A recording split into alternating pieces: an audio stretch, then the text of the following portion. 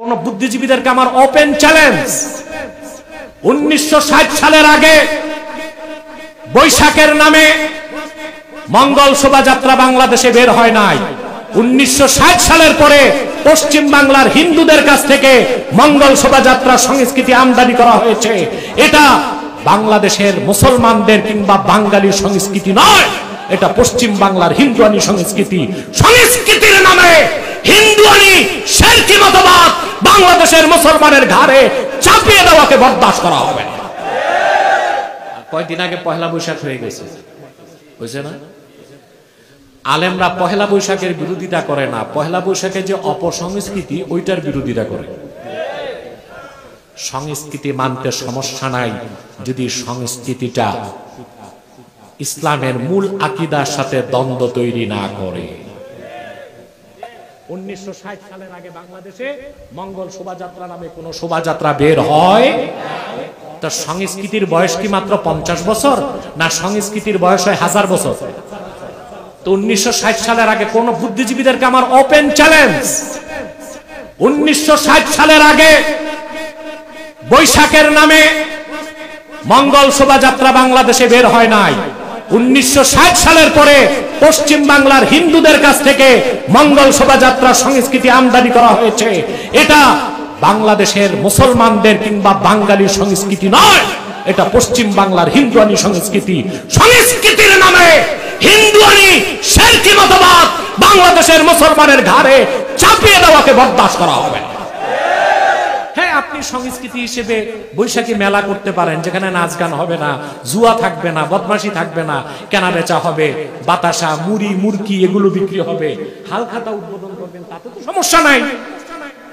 সমস্যাই তো মঙ্গল শোভাযাত্রায়, ঠিক কিনা বলে? বুদ্ধিজীবীরা বলে ধর্মের সাথে সংস্কৃতির সম্পর্ক নাই। তুমি তো ধর্মই চিনো নাই। ইসলাম পূর্ণাঙ্গ জীবন বিধান। ইসলাম নির্ধারণ করে দিয়েছে কোন সংস্কৃতি মানা যাবে, কোনটা মানা যাবে না। মুরব্বীদেরকে জিজ্ঞেস করেন তো, 1960 সালের আগে বাংলাদেশে পয়লা বৈশাখ পালন করা হতো না? কি হতো? বৈশাখী মেলা, ঠিক কিনা? বাতাসা,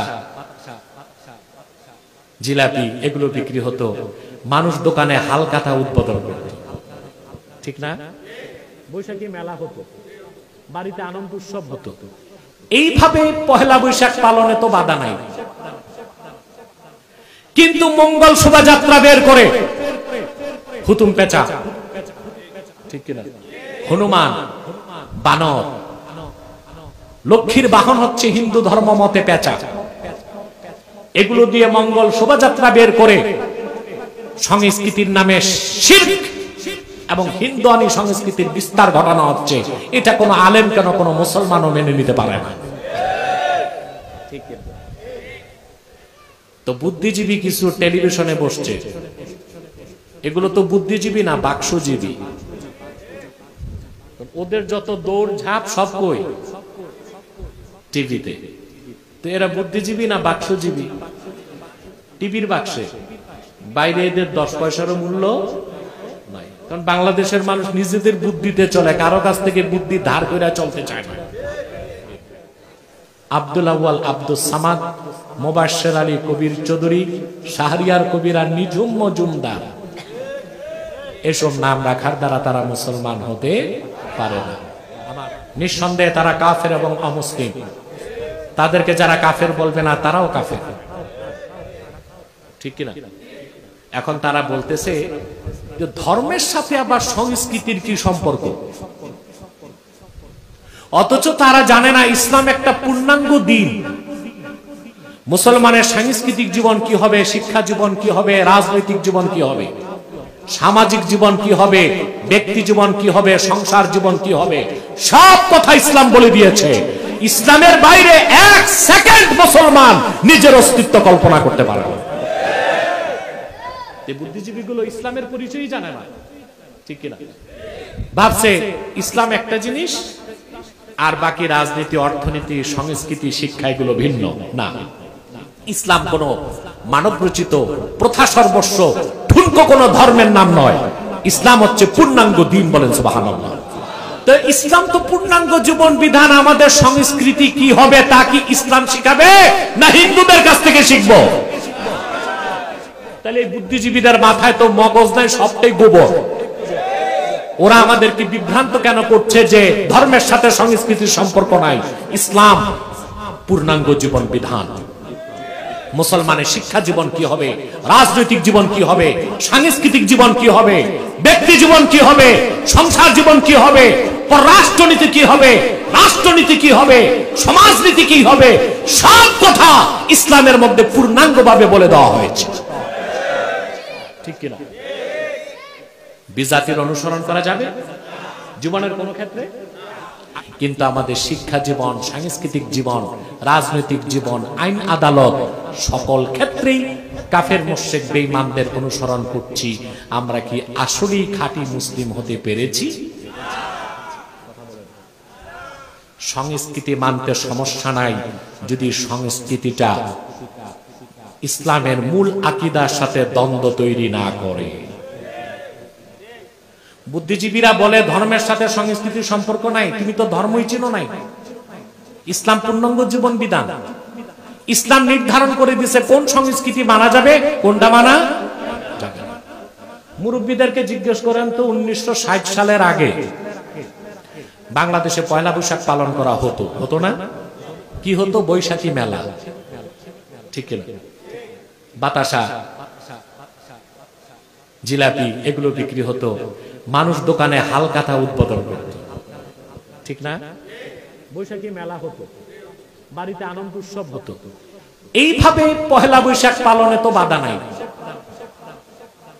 কিন্তু মঙ্গল শোভাযাত্রা বের করে হুতুম পেঁচা, ঠিক কিনা, হনুমান, বানর, লক্ষ্মীর বাহন হচ্ছে হিন্দু ধর্ম মতে পেঁচা, এগুলো দিয়ে মঙ্গল শোভাযাত্রা বের করে সংস্কৃতির নামে শিরক এবং হিন্দুয়ানি সংস্কৃতির বিস্তার ঘটানো হচ্ছে।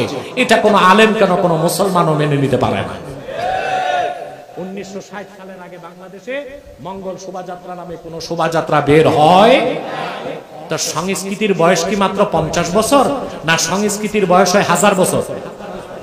তো 1960 সালের আগে কোন বুদ্ধিজীবীদেরকে আমার ওপেন চ্যালেঞ্জ, 1960 সালের আগে বৈশাখের নামে মঙ্গল শোভাযাত্রা বাংলাদেশে বের হয় নাই। 1960 সালের পরে পশ্চিম বাংলার হিন্দুদের কাছ থেকে মঙ্গল শোভাযাত্রা সংস্কৃতি আমদানি করা হয়েছে। এটা বাংলাদেশের মুসলমানদের কিংবা বাঙালির সংস্কৃতি নয়, এটা পশ্চিম বাংলার হিন্দুয়ানি সংস্কৃতি। সংস্কৃতির নামে হিন্দুয়ানি শিরকি মতবাদ বাংলাদেশের মুসলমানের ঘাড়ে চাপিয়ে দেওয়াকে বরদাস্ত করা হবে না। আর আমাদের কাছে সবকিছুর ঊর্ধ্বে হচ্ছে পূর্ণাঙ্গ জীবন বিধান দিন ইসলাম। ইসলাম আমাদেরকে সংস্কৃতি দিয়েছে। ঈদুল ফিতর, ঈদুল আজহা, মুহররম, লাইলাতুল বারাত, এগুলো আমরা উৎসবের সাথে পালন করি। হ্যাঁ, আপনি সংস্কৃতি হিসেবে বৈশাখী মেলা করতে পারেন, যেখানে নাচ গান হবে না, জুয়া থাকবে না, বদমাশি থাকবে না, কেনা বেচা হবে, বাতাসা, মুড়ি, মুরকি এগুলো বিক্রি হবে, হালখাতা উদ্বোধন করবেন, তাতে তো সমস্যা নাই। সমস্যাই তো মঙ্গল শোভাযাত্রায়, ঠিক কিনা বলেন? তাহলে দিন ইসলামের পূর্ণাঙ্গ পরিচয় আমাদেরকে লাভ করতে হবে। রাজি আছেন? বলেন।